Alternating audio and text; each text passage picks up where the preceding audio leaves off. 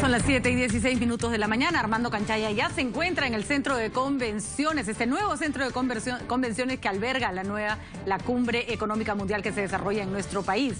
Ahí Armando nos va a conceder una entrevista importantísima con el viceministro de Economía. Le damos el pase, Armando.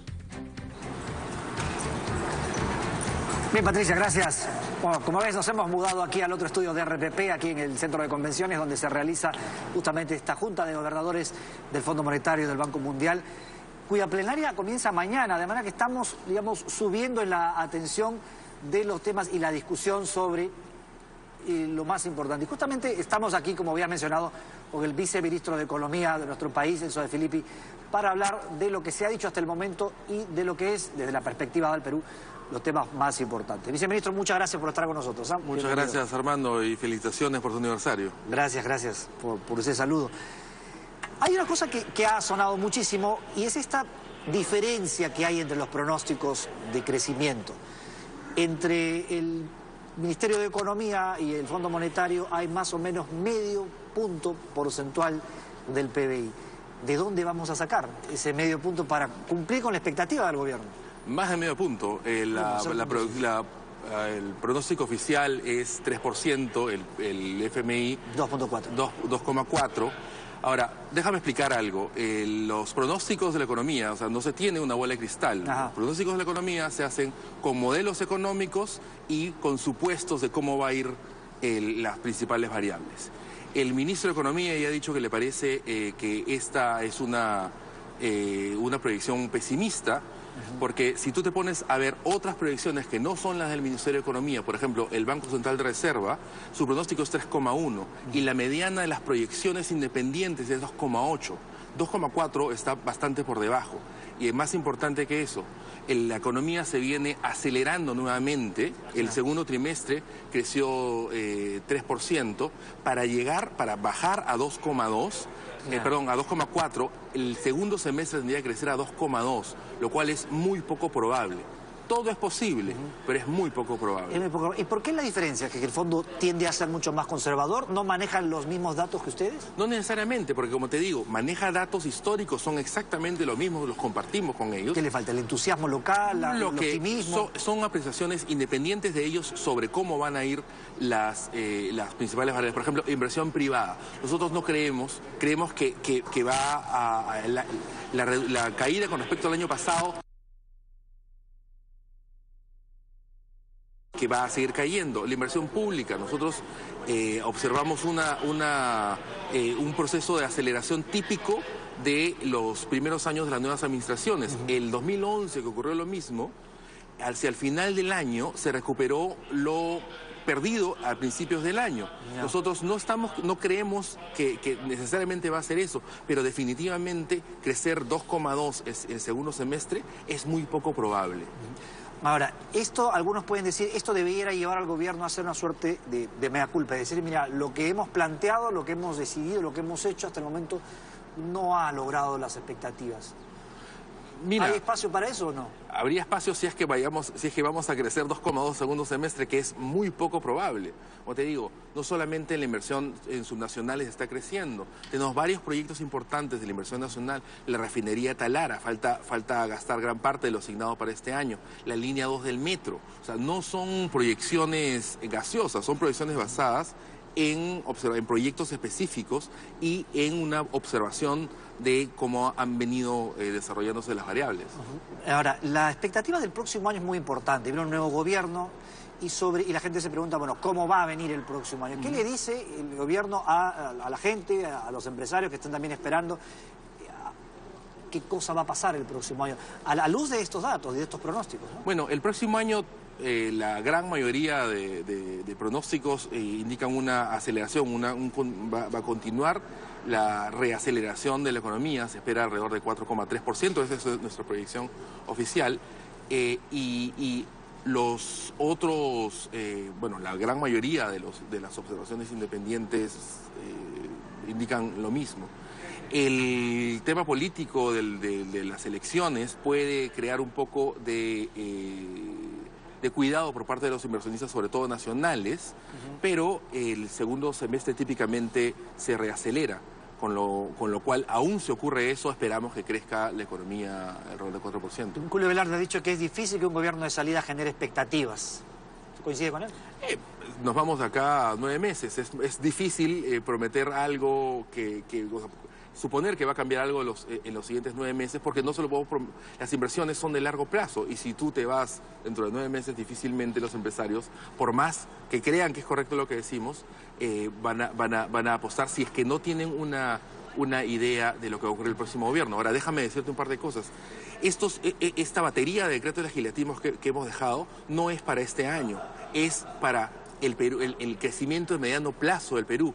Ayer en Palacio estuvo Ángel Gurría, el secretario general de la OECD, y él lo que dijo fue que felicitaba al Perú porque los encargos que le hemos dado a la OECD en el marco del programa País, los estudios que están haciendo, corresponden a una visión de país, de estadista, de mediano plazo. Por eso es muy difícil creer que las cosas que están bien hechas, que están bien encaminadas, van a cambiar en el siguiente gobierno. Lo dudo. Va a ser muy complicado, dice entonces. Bueno, ahora, el niño es una cosa que está preocupando demasiado, porque se hablaba de que pronto la temporada de anchoveta también se cancela, la segunda, para proteger la especie. ¿Cuál es la perspectiva que tienen ustedes sobre eso? Ayer el ENFEN sacó un nuevo pronóstico. Lo que decía es que en el anterior boletín habían observado un retraso en el desove y ahora están observando una normalización. Por lo tanto, no podemos prever que se va a suspender la segunda temporada de pesca con la información que tenemos ahora. El niño es muy difícil modelarlo, seguimos teniendo 55% de probabilidades de que sea fuerte o muy fuerte, y el gobierno está haciendo lo posible para prevenir eso. Es como un seguro, ¿no? Tú no tomas un seguro porque sabes que te vas a morir, es por si acaso te ocurre. El gobierno también está haciendo eso. Hemos puesto, como recordarás, una bolsa para gastar en el próximo año, si es que realmente lo necesitamos. Estamos reorientando gasto este año hacia programas del niño, ya preparándonos por si lamentablemente ocurre. Hay una reunión importante que tiene que ver con la continuidad del esfuerzo de la COP. Exactamente. El día de mañana va a haber una reunión de ministros de finanzas, no ministros del ambiente, ministros de finanzas, para hablar sobre el financiamiento de los esfuerzos para combatir el cambio climático. Es una reunión que es copresidida por Perú, que sigue siendo el presidente de la COP, y Francia, que será el presidente de la COP21 cuando se reúnan este año en París. El ministro Sapin y el ministro Segura van a ser, como te digo, los presidentes de la reunión, y al final, y también van a intervenir el primer ministro francés, Laurent Fabius, y el ministro de Ambiente peruano, Manuel Purgar Vidal. Hay una cosa que se ha dicho acá, que ciertamente las medidas de estabilización, ¿no es cierto?, las medidas macroeconómicas son positivas, pero no alcanzan, ¿no es cierto?, no son suficientes. Hoy por hoy ya no alcanza, y si bien es una razón por la que el Perú es felicitado, también nos están pidiendo otras medidas más, digamos, estructurales, como las reformas. En este campo todavía estamos en deuda. Hay ciertas reformas que, como escucharás en los paneles, no lo dice el gobierno, lo dicen observadores independientes. Hay reformas estructurales. La reforma laboral es un gran debe del Estado peruano. Como sabrás, nosotros en el gobierno intentamos hacer una tímida reforma bien orientada, a decir de los mismos observadores, y lamentablemente el espacio político no fue suficiente. Esperamos que en el siguiente gobierno se puedan discutir estas cosas, temas de mercado laboral, temas de descentralización. Con el problema del niño estamos viendo las limitantes de este proceso de descentralización que se hizo bastante desordenadamente, y que se han transferido competencias a gobiernos locales que no necesariamente tienen la capacidad para ejecutarlos. Gran parte de los problemas que tiene la ejecución de presupuestal, es decir, parte de la potencia de la política fiscal, se pierde porque los gobiernos subnacionales no pueden gastar el dinero que está allí.